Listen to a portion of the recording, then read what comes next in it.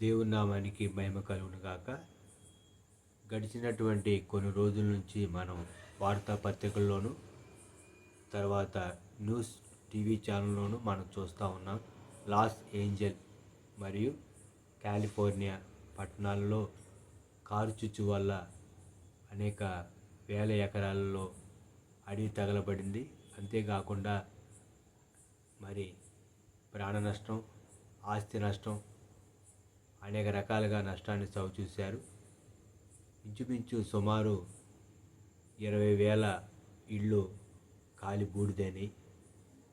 అంతేకాకుండా ప్రజలు మరి బ్రతికితే చాలు అన్నట్టు వారి యొక్క ఆస్తిని, వారికి ఉన్నటువంటి డబ్బును, వాటన్నింటినీ వదిలిపెట్టి అక్కడి నుంచి వెళ్ళారు.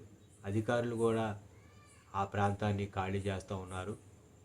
అయితే ఆస్తి అనేది లేదా డబ్బు అనేది వారి ప్రాణాన్ని రక్షించలేకపోయింది. సుమారుగా ఒక 24 మంది చనిపోయారు. 16 మంది ఆచూకీ ఇంతవరకు తెలియలేదు. అయితే జరిగినటువంటి పరిస్థితిని బట్టి అక్కడ మరి ఆ కాలిఫోర్నియా పట్టణం లాస్ ఏంజల్లో హాలీవుడ్ తారలు ఉన్నటువంటి ఆ ప్రాంతంలో హీరోలు, హీరోయిన్లు ఆ ప్రాంతం అంతా వాళ్ళు ఉన్నారు. అయితే మనం జరిగినటువంటి ఒక వేడుకల్లో దేవుణ్ణి వాళ్ళు అవమానించినట్టు మనం చూసాము. దేవుడు లేని నగరం అని ఒక ఆమె మాట్లాడటం, దానికి అందరూ పగలబడి నవ్వారు.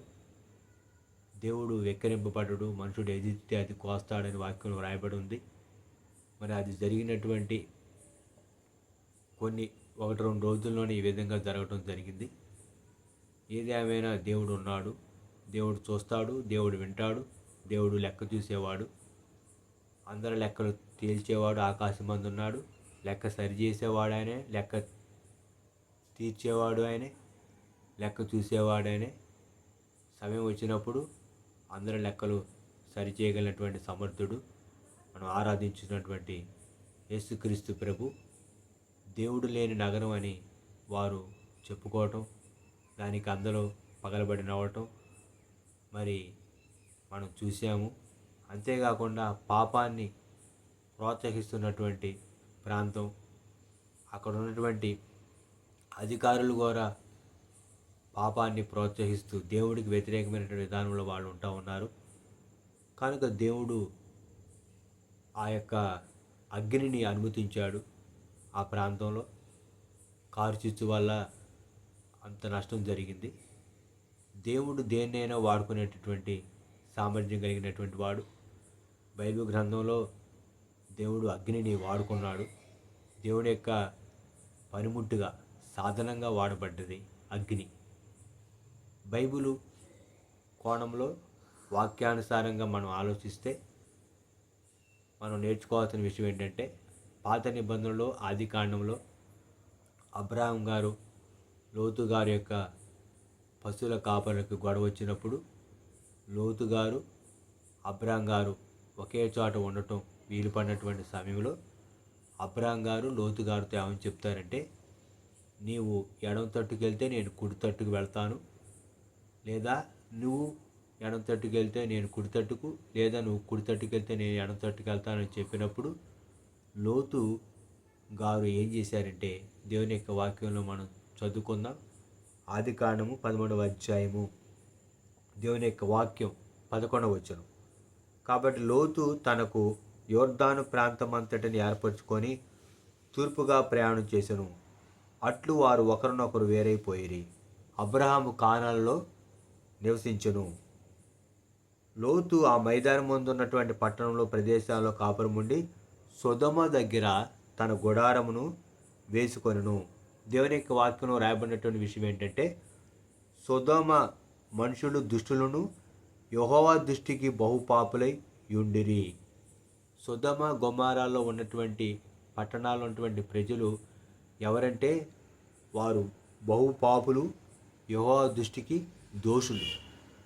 అలానే నేడున్నటువంటి లాస్ ఏంజల్, కాలిఫోర్నియా పట్టణాల్లో ఉన్నటువంటి ప్రజలు కూడా మరి పాపాన్ని వాళ్ళు ప్రోత్సహిస్తూ, పాపం ప్రోత్సాహానికి అక్కడ ఉన్నటువంటి వారు మరి ధనాన్ని వారు ప్రజల యొక్క సంక్షేమం కొరకు ఉపయోగించవలసినటువంటి ధనాన్ని వారు ఏం చేశారంటే మరి వేరే కోణంలో దాన్ని పాపాన్ని ప్రోత్సహించడానికి ఉపయోగించారు. కనుక ఆనాడు సొదొమ గొమొర్రా పట్టణాల్లో ఎలాగైతే యెహోవా దృష్టికి వాళ్ళు బహుపాపులు, సొదొమ గొమొర్రా ఉన్నటువంటి ప్రజలు ఎలాగైతే దుష్టులో, నేడు అదే పరిస్థితి కూడా ఈ పట్టణాల్లో కూడా ఉంది.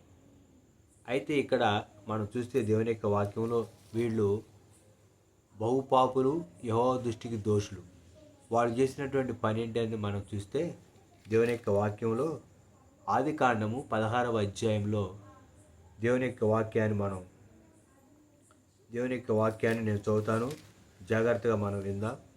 క్షమించాలి. ఆదికాండము 19వ అధ్యాయము 4వ వచనంలో, వారు పండుకొనక ముందు ఆ పట్టణస్థులు అనగా సొదొమ మనుషులు, బాలురును, వృద్ధులను, ప్రజలందరూ నలుదిక్కుల నుండి కూడి వచ్చి ఆ ఇల్లు చుట్టవేసి.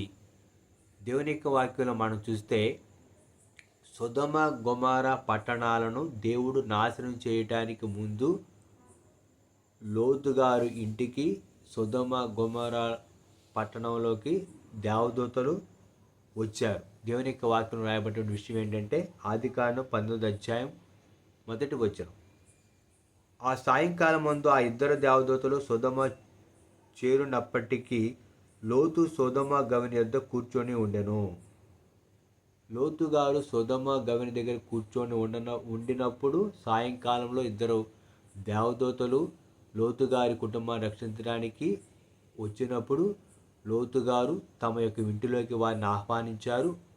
వారు మరి విశ్రాంతి తీసుకోవడానికి ముందు ఆ సొదొమ గొమొర్రా ఉన్నటువంటి ప్రాంతంలో ఉన్నటువంటి బాలురు, వృద్ధులు, మరి యవ్వనస్తులు అందరూ కూడా నలుదిక్కుల నుండి వచ్చి వాళ్ళు ఏమని అడుగుతున్నారంటే లోతు గారితో, మీ ఇంటికి వచ్చినటువంటి వాళ్ళు ఎవరు, మేము వాళ్ళతో మరి మేము పాపం చేయాలి, వారిని మేము కోడాలి అని వాళ్ళు అడుగుతూ ఉన్నారు. ఎంత మరి ఎటువంటి ఆలోచన కలిగి ఉన్నారు ఆ ప్రాంత ప్రజలు అనేది మన వాక్య కోణంలో మనం తెలుసుకోవచ్చు. అలాగే దేవుని యొక్క వాక్యం 19వ అధ్యాయంలో మరి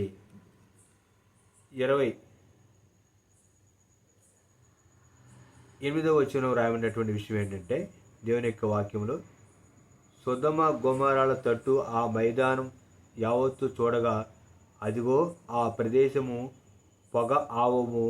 పొగవలే లేచుచుండెను. దేవుని యొక్క వాక్యంలో మనం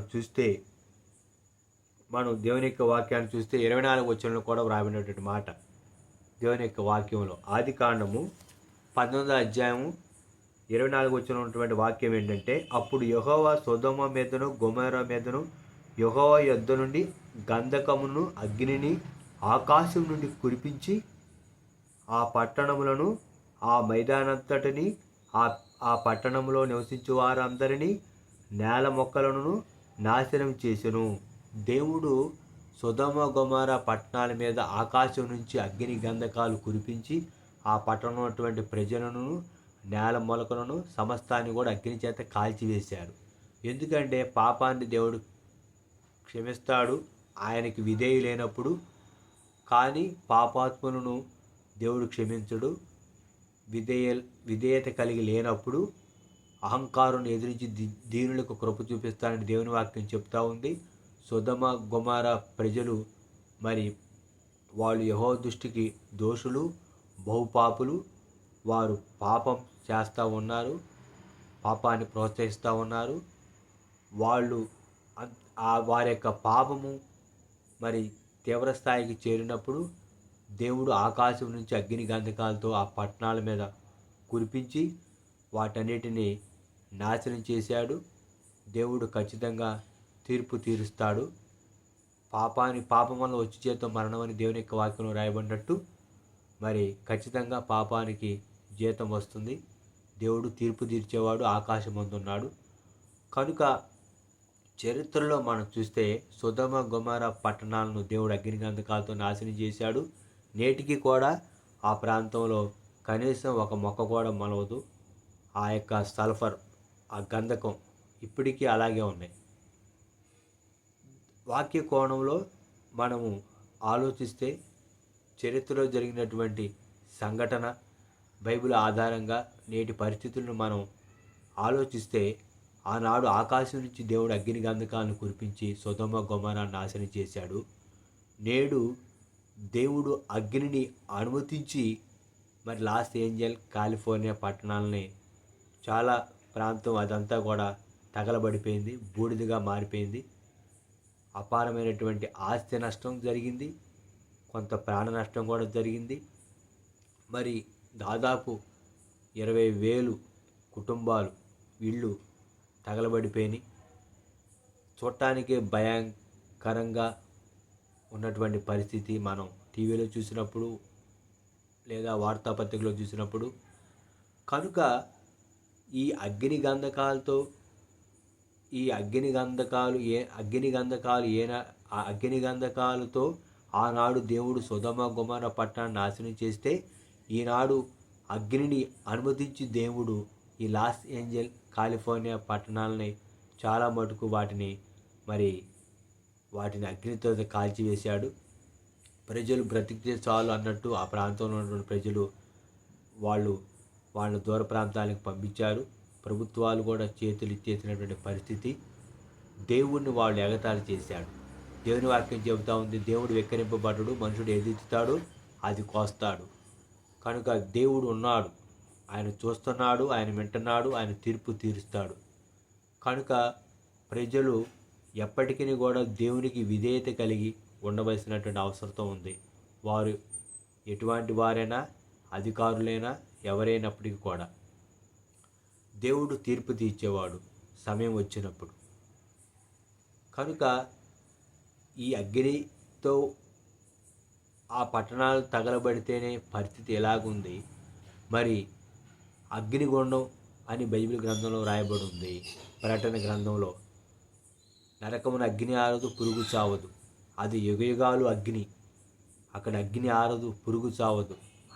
ఈ అగ్నితో దేవుడు ఆ పట్టణాన్ని కాల్స్తేనే ఈ విధమైనటువంటి పరిస్థితి, ఇంత భయంకరంగా భయోదాలను కలిగించే విధంగా ఉంటే ఈ యొక్క దృశ్యాలు మనం చూసినప్పుడు మన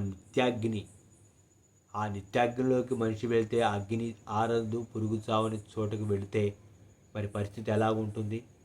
కనుక ఆ నిత్యాగ్ని నుండి రక్షించడానికి, నిత్య నరకం నుంచి రక్షించడానికి, రెండవ మరణం నుంచి రక్షించడానికి యేసుక్రీస్తు ప్రభువారు శిలువధారిగా ఈ భూమి మీదకి వచ్చి విలువైనటువంటి రక్తాన్ని శిలువలో కాల్చి మనల్ని అందరిని రక్షించడానికి ప్రభు ఆయన తన ప్రాణాన్ని త్యాగం చేశాడు. అందరికీ కొరకు రక్షణ సిద్ధపరచబడి ఉంది.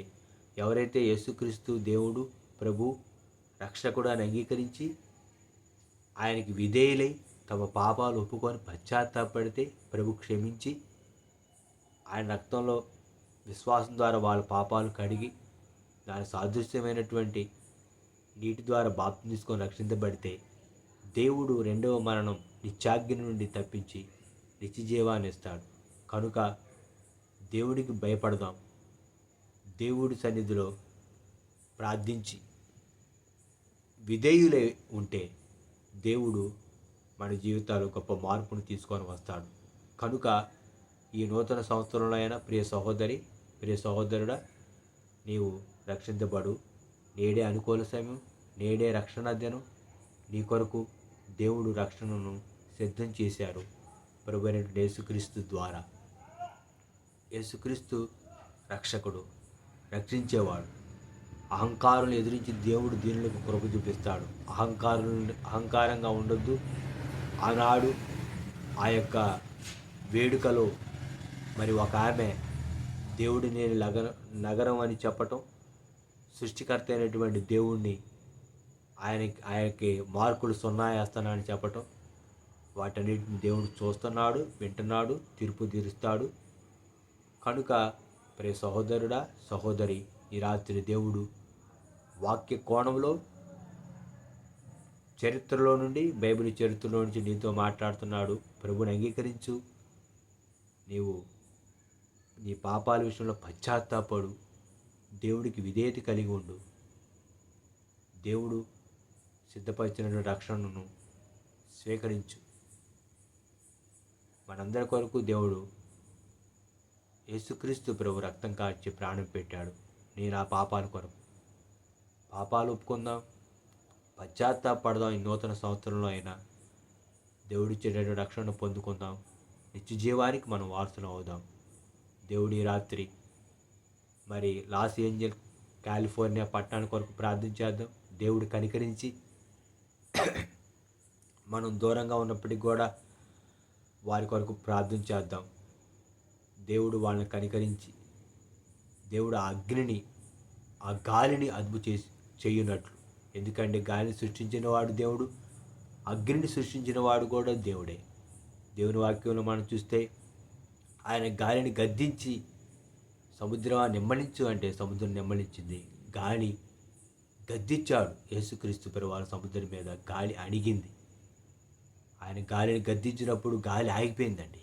సముద్రం మిక్కిలి నిమ్మలమైన వాక్యంలో రాయబడింది.